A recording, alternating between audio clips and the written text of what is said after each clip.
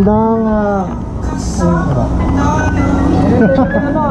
Dito sa recipe ko nila eh. ito ba? So yun na nga mga ka-positive, no? Magandang araw sa inyo. It's me, Papa Dex. At ngayong araw special, no? Dahil kahit busy si Sir Bert o Boss Bert, napaunlakan tayo, no? At syempre, Ako si Albert, mekaniko dito sa DS Workshop.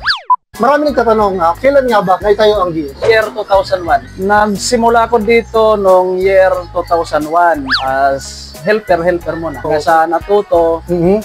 Tapos, yun, parang ako na rin ang naging chief mechanic dito simula pa no. Bago mag 2010, parang ako na yung chief mechanic hanggang ngayon. Okay.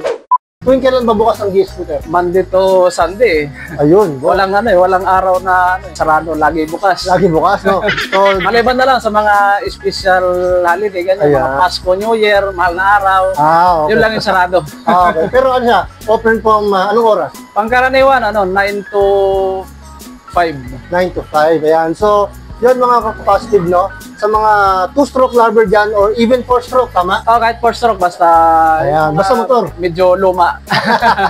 Ayan. So, 2-stroke, 4-stroke, along Las Piñas lang naman kayo, dito, open lagi daw ang DS scooter from Monday to Sunday, 9 a.m. to 5 o'clock. So, ayan, ilalagay ko na lang sa description yung link ng Facebook nila Sir Bert, no? At big shoutout sa mga SYM Jet. Maraming salamat sa mga tropang SYM.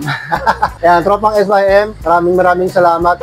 At again, mga ka-positive, kung along Las Piñas ka lang, si Sir Bert ang chief mechanic ng DS scooter, no? Ayan, open again Monday to Sunday, 9 a.m. to 5 p.m. So, stay safe. God bless. Peace.